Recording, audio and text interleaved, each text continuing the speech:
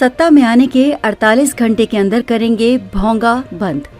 महाराष्ट्र चुनाव के बीच MNS chief Raj Thackeray. Thane शहर और मुंबई में कई रैलियों को संबोधित करते हुए मनसे प्रमुख राज ठाकरे ने राज्य में राजनीतिक अस्थिरता की आलोचना की और कहा, इसमें पूर्ण बदलाव की जरूरत है। सत्ता में आने के 48 घंटों के भीतर उनकी पार्टी मस्जिदों पर लाउडस्पीकर के मुद्दे का समाधान करेगी। अब उद्धव ठाकरे के पास से बाण निकल चुका है और सिर्फ बचा है खान।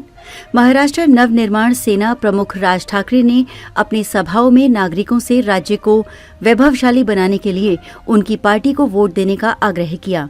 ठाणे शहर और मुंबई में कई रैलियों को संबोधित करते हुए उन्होंने राज्य में राजनीतिक अस्थिरता की आलोचना की और कहा, इसमें पूर्ण बदलाव की जरूरत है। उन्होंने लोगों से कहा, राजनीतिक और व्यक्तिगत मतभेदों में फंसने के बजाय महाराष्ट्र के अस्मिता को प्राथमिकता दें।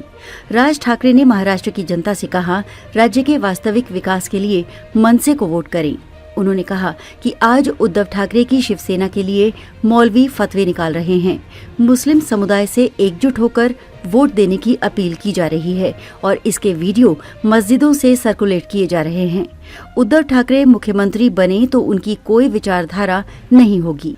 मुंबई के वर्सोवा विधानसभा में उद्धव ठाकरे द्वारा हारून खान को टिकट दिए जाने पर टिप्पणी करते हुए कहा कि एक समय था जब शिवसेना में एक स्लोगन कहा जाता था, सी बाण चाहिए कि खान। अब उद्धव ठाकरे के पास से बाण निकल चुका है और सिर्फ बचा है खान, जिसका नाम ही हारून है। वो जीतेगा कैसे? वहीं मनसे ने अपना भरोसा संदेश देसाई पर जताया है और उन्होंने हिंदुत्व और महाराष्ट्र के विकास हेतु वोट कर खान को हराने का जिम्मा सौंपा है। राज ठाकरे ने कहा कि अब मैं फतवा जारी करता हूँ कि हिंदू भाई बहनों और माताओं से अपील करता हूँ कि आगामी चुनावों में मेरे उम्मीदवारों का समर्थन करें। अगर मेरी पार्टी सत्ता में आती है, 48 घंटे के भीतर उनकी पार्टी मस्जिदों पर लाउडस्पीकर के मुद्दे का समाधान करेगी। उनका कहना है कि धार्मिक प्रथाओं से दूसरों को परेशानी नहीं होनी चाहिए। धर्म को घरों तक ही सीमित रखना चाहिए। सार्वजनिक सड़कें प्रार्थना के लिए नहीं हैं। बता दें, राज ठाकरे ने अपनी पार्टी का चुनाव घोषणा पत्र जारी किया है, जिसे उन्होंने हम ये करेंगे ऐसा नाम दिया है।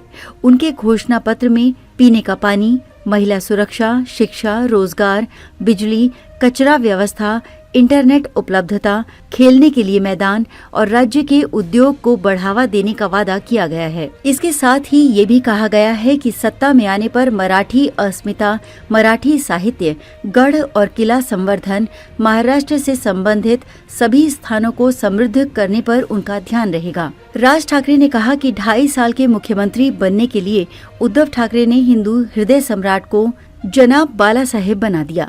उद्धव ठाकरे को इसके लिए शर्म आनी चाहिए।